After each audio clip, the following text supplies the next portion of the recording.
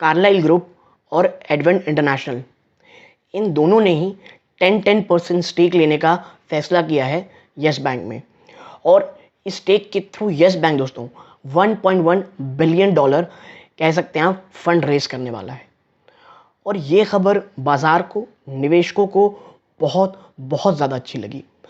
आप इसी बात से अंदाज़ा लगा सकते हैं कि ये इतनी ज़्यादा पॉजिटिविटी लाई है इस शेयर के ऊपर कि शेयर पिछले 3 दिनों में 20% से ज़्यादा भाग चुका है। और अब निवेशक, या कह सकते हैं वो निवेशक जो यस बैंक को निचले स्तरों में ले रखे थे, वो निवेशक जो यस बैंक में काफ़ी लंबे समय से 15-16 रुपीज़ के आसपास फंसे हुए थे, उनको ये समझ नहीं आ रहा कि अब हम क्या करें। क्या अभी इसमें प्रॉफिट बुक कर लेना चाहिए या वापस से एक नई तेज़ी 22-25 रुपये वापस से स्टॉक दिखाएगा। नमस्कार दोस्तों, मेरा नाम है अमिताभ मिश्रा और मैं बात करने वाला हूँ आज यस बैंक की। आप देखिए, जैसे ही कार्लाइल ग्रुप और एडवेंट इंटरनेशनल ने बात चली कि भाई ये इसमें स्टेक खरीदने वाले हैं, बाजार आप कह सकते हैं इस स्टॉक में, अगर आप कहेंगे कि नेगेटिव नहीं तो भी काफ़ी हद तक अब न्यूट्रलिटी की बातें कर रहा है।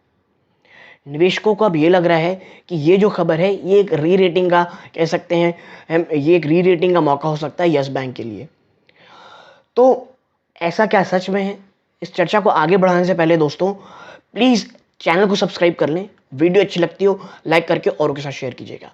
और डिस्क्लोजर में ये दे दूं कि मेरी या मेरी फैमिली मेम्बर में किसी की यस बैंक में होल्डिंग हो सकती है और वो होल्डिंग दोस्तों काफ़ी निचले स्तरों पे है। ठीक है, तो अगर आपको लगता है कि मैं काफ़ी बायस होकर के शायद बात कर सकता हूँ तो आप वीडियो यहाँ स्किप कर सकते हैं। लेकिन मैं कोशिश ये करूँगा दोस्तों, जो मैं पर्सनली सोचता हूँ बिना किसी, आप कह सकते हैं इन्फ्लुएंस के, वो आपके साथ चर्चा कर सकूँ। क्योंकि जो मेरी, आप कह सकते हैं जो मेरी जो सोच है वो यस बैंक में काफ़ी समय से क्लियर रही है। क्योंकि इससे पहले जब मैंने यस बैंक को लेकर के एक एनालिसिस की थी, मैंने उसमें साफ कहा था यस बैंक एक, दोस्तों आप कह सकते हैं कि वो स्टॉक है जो आपके हाई रिस्क पोर्टफोलियो के पोर्शन में आती है और वो आज भी मुझे लगता है उसी में आती है। अभी भी कोई चीज़ें बहुत ज़्यादा चेंज नहीं हुई है दोस्तों। ठीक है, लेकिन मुझे जो प्रशांत कुमार साहब हैं, ठीक है, बैंक के जो टॉप मैनेजमेंट, जो सीईओ हैं दोस्तों, वो मुझे बहुत बहुत ज़्यादा पसंद है। और मैं आप कह लीजिए, आप जब IDFC फर्स्ट बैंक की मैंने बात की थी, मैंने वैद्यनाथन साहब की बात की थी। देखिए, जो आप कह सकते हैं जब भी मैं बैंकों की ओर देखता हूँ ना, मैं बैंक में टॉप मैनेजमेंट की ओर काफ़ी ज़्यादा, आप कह सकते हैं काफ़ी ज़्यादा फोकस रहता हूँ कि वहाँ की टॉप मैनेजमेंट कैसी रही है, उनकी किस तरह काम चल रहा है। तो उससे आप क्या, क्योंकि देखिए बिजनेस तो अप डाउन रहेगा ही, ऐसा कभी नहीं हो सकता कि एक बिजनेस सिर्फ ऊपर जाए या गिरावट होती जाए। तो अगर क्वार्टर में अगर गिरावट होती है उसकी वजह से, बिजनेस की वजह से, तो वो हमारे लिए लॉन्ग टर्म में खरीदारी का मौका होता है। यस बैंक, ये जो आप कह सकते हैं न्यूज़ उसके कारण हो रही है इसमें तेज़ी, बट मुझे लगता है ये तेज़ी बहुत समय से पेंडिंग थी। जिस तरह से एग्रेसिव होकर के, कह लीजिए, अपने जो डेट है उसको हटाने की, कह लीजिए, कोशिश कर रही थी, जो NPS की रिकवरी है उसको लेकर के बैंक बहुत ज़्यादा, कह लीजिए आप, एग्रेसिव थी। वो इतनी ज़्यादा एग्रेसिव थी, आपको याद हो कि अनिल अंबानी ग्रुप की जो रिलायंस कंपनी की जो हेडक्वार्टर है उसे भी उन्होंने अपने अंडर लेकर के अपने ऑफिस खोल दिया था। मुझे तब से ही इसकी एग्रेसिवनेस बहुत ज़्यादा पसंद आई थी और मैं उस समय से स्टॉक को काफ़ी लंबे से ट्रैक कर रहा था, लेकिन वो मुझे वैल्यूएशन उतने कंफर्टेबल नहीं देते थे जब ये 15 रुपये 16 रुपये के आसपास चलता था, 14 रुपये। ठीक है, हाँ, जैसे ही स्टॉक 13 रुपीज़ को लेवल को तोड़ा और निचले स्तरों पर आया, मैंने अपना फर्स्ट इन्वेस्टमेंट नहीं, मैंने अपनी, मेरी फैमिली मेम्बर्स ने, मैंने खुद अपनी राय देकर के उन्हें खरीदाई थी उस वक्त, और वो तब से होल्ड में है दोस्तों। और वो यस बैंक मेरे बहुत लंबे लॉन्ग टर्म इन्वेस्टमेंट का हिस्सा है दोस्तों। उस स्टॉक को ना मैं कभी छूता हूँ ना वो गिरेगा, अगर और लेवल में तो मैं शायद एक्यूमुलेट करूँ, क्योंकि मुझे अब दिख रहा है, क्योंकि आपको होगा एसेट रिकंस्ट्रक्शन कंपनी जब इन्होंने बनाई, जो इन्होंने, आप कह सकते हैं, अपना सेल किया और कह लीजिए टोटल NPA 0 बनाने के ऊपर अपने आप को, कह लीजिए, एक ट्रेजेक्ट्री को लेकर गए। मैं समझ गया था बैंक एक अच्छे रास्ते में है। हिकअप्स आएंगे, मैं जानता था, प्रॉब्लम्स होंगी, ये कोई शॉर्ट टर्म की स्टोरी नहीं है, बहुत लंबा समय लगेगा। और लगातार मैं कह रहा था कि हाँ भाई, लॉन्ग टर्म स्टोरी है, 3 to 5 ईयर्स एटलीस्ट ये स्टॉक देगा। तो यदि आप इतने पेशेंस हैं और एक हाई रिस्क इन्वेस्टमेंट करना चाहते हैं तो ये अच्छा मौका है लेवल्स का स्टॉक करने, निवेश करने का। ठीक है, चैलेंजेस आज भी हैं दोस्तों इस बैंक में, मैं ये नहीं कहता, लेकिन ये जो दोस्तों इन्होंने फंड रेज किया है ना, ये आप कह सकते हैं एक बहुत ज़्यादा कॉन्फिडेंस बूस्ट करेगा अन्य लोगों को, अन्य निवेशकों को। ठीक, अभी करंटली अगर आप देखेंगे यस बैंक जो या एसबीआई है सबसे बड़ी शेयर होल्डर है इसमें। ठीक है, तो अब आप कह सकते हैं कि कॉन्फिडेंस जो था ना दोस्तों, उसमें काफ़ी ज़्यादा लोग इसमें अब कॉन्फिडेंट महसूस करेंगे और ये यूफोरिया शायद अब थोड़ा लंबे समय तक रहे। और देखिए कहाँ तक स्टॉक जाएगा, 20 रुपये, 30 रुपये, 25 रुपये, ये कोई नहीं बता सकता दोस्तों, क्योंकि अगर एक पॉजिटिविटी आती है, एक तेज़ी आती है, तो वो कहाँ जाके रुकेगी नहीं पता। लेकिन हाँ, करेंटली 18 रुपये इसके लिए कह लीजिए बहुत बड़ा मुझे लगता है एक हर्डल है। उसके बाद 21 रुपये, 22 रुपये बहुत बड़े हर्डल हैं। तो ये जो रेजिस्टेंस है ये बहुत स्ट्रांग है, तोड़ने में बहुत ज़्यादा समय लगेगा।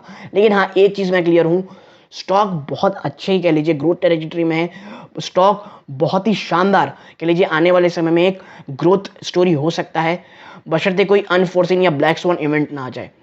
चैलेंजेस बिल्कुल है दोस्तों, इंटरेस्ट रेट लगातार बढ़ रही है, इन्हें भी अपना इंटरेस्ट रेट बढ़ाना होगा, जो इनके बिजनेस में एक डेंट कर सकता है, एक स्लो डाउन कर सकता है।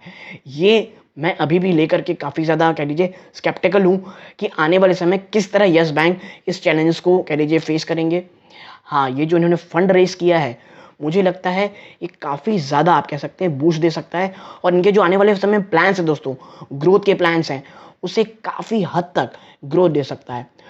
जहाँ तक कहिए डिजिटल बैंकिंग की ओर, यूपीआई में इनका शेयर ये अपने आप में फिनोमिनल है, अपने आप में शानदार है। और आने वाले समय में दोस्तों मैं बता दूं, ये स्टॉक मुझे लगता है कि जो आप कह सकते हैं दोस्तों, आने वाले समय एक बहुत अच्छा रिटर्न आपको 3 से 5 साल में देगा। देखिए ये चीज़ मैं नहीं बोल सकता क्या ये अब एचडीएफसी बैंक बन जाएगा, 100 रुपये टारगेट हो जाएगा, 50 रुपये। ये दोस्तों चीज़ें खास करके बैंकिंग सेक्टर में बात करना, ये मुझे सही नहीं लगता, क्योंकि बैंकिंग एक ऐसा सेक्टर दोस्तों, इकोनॉमी में कोई भी झटका आता है सबसे ज़्यादा असर इन बैंक्स को होता है। कोई भी पॉजिटिविटी आती है सबसे ज़्यादा पॉजिटिव असर इनके बैंक्स में होता है हमारे। तो और जिस तरह से मैक्रो एनवायरनमेंट इतने ज़्यादा वॉलेटाइल हैं, वर्ल्ड में हर जगह रिसेशन की बातें चल रही हैं, तो हमें एक चीज़ समझना पड़ेगा कि हमको सिर्फ ये नहीं सोचना है कि भाई स्टॉक प्राइस कहाँ जाएगा। देखिए अगर यस बैंक में खास करके मैं बहुत लंबे ट्रेजेक्टरी की बात करता हूँ, मैं बस अभी ये ट्रैक कर रहा हूँ क्वार्टर क्वार्टर बैंक किस तरह काम कर रहा है, और जिस तरह के उन्होंने क्वालिटी रिजल्ट इन्होंने अपने क्वार्टर के पेश किए हैं, मैं काफ़ी ज़्यादा एंथुसियास्टिक हूँ, काफ़ी ज़्यादा पॉजिटिव हूँ दोस्तों। और जब यस बैंक में आपको बता दूं, जब ये गिरावट बहुत तेज़ दिखा रहा था, मैंने कहा था एक्यूमुलेशन के लिए इससे अच्छा समय कुछ नहीं हो सकता। क्योंकि देखिए जब स्टॉक बहुत ज़्यादा भागता है ना, तब हमें उसका समय होता है, हमें सोचते हैं क्या हम इसमें प्रॉफिट बुक करें या ना करें। उस समय लॉन्ग टर्म इन्वेस्टमेंट का समय नहीं होता दोस्तों। लॉन्ग टर्म इन्वेस्टमेंट का समय तभी होता है जब स्टॉक या सेक्टर बहुत ज़्यादा प्रेशर में हो और हमें लगे कि अब आगे क्या होगा, तो वो समय होता है दोस्तों ऐसे स्टॉक्स में निवेश करने का। लेकिन उस समय रिस्क ही होता है भाई, कहाँ जाके रुकेगा ये किसी को नहीं पता रहता, क्योंकि बॉटम हमें नहीं पता। आप देखें अगर जो पिछले मेरे 2-3 वीडियोस रहे हैं, वैभव ग्लोबल में देखिए स्टॉक काफ़ी अच्छी रनअप दिखाया। आप पिछला अगर आप कह लीजिए स्टॉक उठा के देखेंगे, आप आईडीएफसी फर्स्ट बैंक देख लें, आप मार्क्सन फार्मा देख लें जो मैंने बनाया वीडियोस, तो देखिए ये होती है। अब चीज़ें पॉजिटिविटी थी, पॉजिटिव हुई तो स्टॉक भाग गया। लेकिन अगर वहीं आप मेरे एलेम्बिक फार्मा का वीडियो देखेंगे, अमर राजा वीडियो को देखेंगे, तो वो परफॉर्म नहीं कर रहे स्टॉक। क्यों? क्योंकि अभी वो कह लीजिए आप कि उसमें वो कोई ट्रिगर पॉइंट नहीं आया है। जिस दिन ट्रिगर पॉइंट आएगा स्टॉक भागेगा। तो उस समय हमारा समय होता है कि हम प्रॉफिट बुक करें या क्या करें। उस समय लॉन्ग टर्म इन्वेस्टमेंट नहीं की जाती दोस्तों। और वही सेम चीज़ मैं यस बैंक में बोलूँगा। एसेट रिकंस्ट्रक्शन हो गई दोस्तों, उसको काफ़ी अच्छी डील उन्होंने की। ठीक है, आप देख लीजिए इन्होंने जो फंड रेस किया वो बहुत शानदार किया। इनका डिजिटल कह लीजिए जो ट्रांजैक्शन बिजनेस है उसमें इनका मार्केट शेयर काफ़ी शानदार है यूपीआई ट्रांजैक्शन में। आप देख लीजिए जिस तरह से प्रशांत कुमार जी लगातार ग्रोथ ट्रेजेक्ट्री में आगे बढ़ रहे हैं, अपने आप में फिनोमिनल है। डिश टीवी का हो, चाहे वो कह लीजिए अनिल अंबानी की जो कंपनी है उसके साथ जो एनपीए कलेक्शन का हो, जो जितने एग्रेसिव ये बैंक दिखा, मुझे बहुत ज़्यादा उम्मीद है कि कंपनी जो बैंक है ये एक शानदार ग्रोथ ट्रेजेक्ट्री की ओर आगे बढ़ रही है। लेकिन मैं फिर कहूँ दोस्तों, न्यूज़ फ्लो को देख करके, न्यूज़ के कारण आई बड़ी तेज़ी से कोई बड़ा निवेश प्लीज़ मत कीजिएगा। मैं फिर कहूँगा न्यूज़ जब हो पॉजिटिव या निगेटिव, कोई भी हमें डिसीजन कह लीजिए हैसली नहीं लेना है, सोच समझ के आराम से लेना है। और ख़ास करके क्योंकि मेरा वीडियो अक्सर दोस्तों सिर्फ लॉन्ग टर्म इन्वेस्टमेंट के लिए होता है, तो मैं तो तभी न खरीदने की बात करता हूँ जब स्टॉक बहुत निगेटिव चल रहा हो। मानता हूँ उस समय बहुत कम निवेशक होते हैं जो ये कि जो खतरा मोल ले पाते हैं कि उस समय स्टॉक को खरीद सके, लेकिन जो खरीदते हैं वो आपको पता होगा काफ़ी शानदार रिटर्न्स में बैठते हैं।